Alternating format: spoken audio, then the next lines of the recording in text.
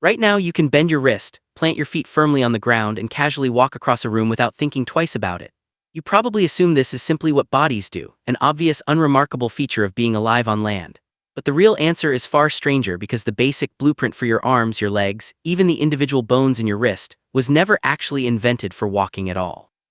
It was invented by a fish struggling to survive in shallow water roughly 375 million years ago.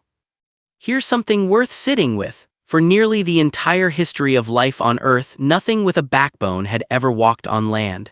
Vertebrates existed exclusively in water for hundreds of millions of years, perfectly adapted to an aquatic existence. So what changed?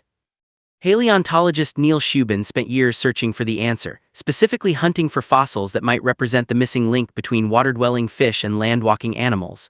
In 2004, in the remote Canadian Arctic, his team uncovered something remarkable, a fossil now known as Tiktaalik. At first glance, it looked mostly like a fish: scales, gills, a body clearly built for swimming.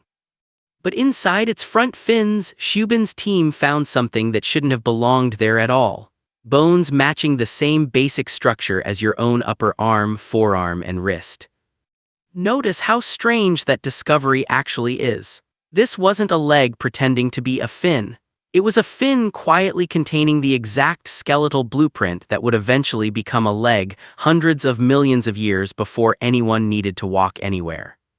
So why would evolution build limb-like bones inside a fin, long before land travel was even a relevant survival problem?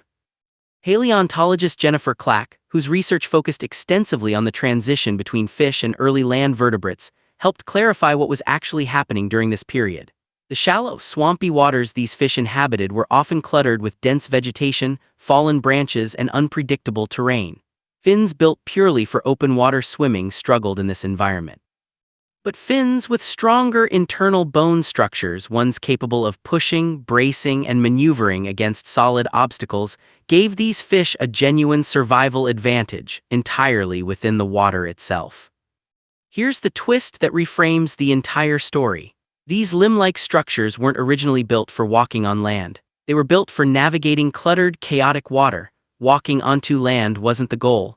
It was an unplanned side effect made possible only because the necessary equipment happened to already exist for a completely different reason. Think about how strange that timeline actually is.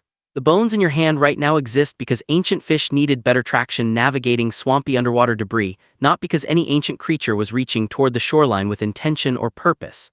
Evolution doesn't plan ahead. It repurposes whatever already works, often for reasons that have nothing to do with where that adaptation eventually leads. Once fish with these sturdier limb-like fins found themselves capable of briefly pushing into shallow, oxygen-poor water, or even brief stretches of exposed mud, an entirely new set of possibilities opened up. Shallow water and land edges were often rich with food, insects, and other small prey, largely untouched by competition, because almost nothing else could access that space effectively. Small, cumulative advantages, slightly better traction, slightly longer tolerance out of water compounded generation after generation, slowly pulling entire lineages further from full aquatic life and closer toward land. This is where the deep, almost dizzying scale of your own existence becomes impossible to ignore. Every subsequent branch of vertebrate life on land, amphibians, reptiles, dinosaurs, birds, and eventually mammals, descended from this single evolutionary transition. Every time you've ever picked something up, thrown a ball, given a high five, or simply rested your hand on a table, you're using a skeletal structure whose earliest version was assembled for an entirely different purpose.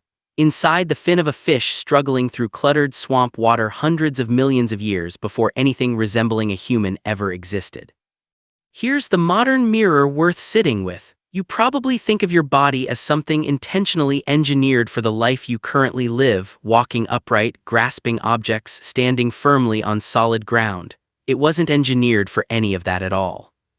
It was cobbled together, gradually, opportunistically, out of solutions to problems that no longer exist, repurposed again and again across hundreds of millions of years, until eventually, almost accidentally, it became exactly capable enough to become you.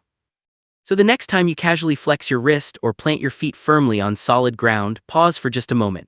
You're not just standing on land. You're standing on top of an unbroken evolutionary compromise stretching back to a fish, quietly solving a completely different problem in water that no longer exists on a planet that looked nothing like the one you're standing on now. Right now, you can bend your wrist and casually walk across a room without thinking twice about it. Now you know that ordinary motion carries the weight of 375 million years, quietly folded into every single step you take.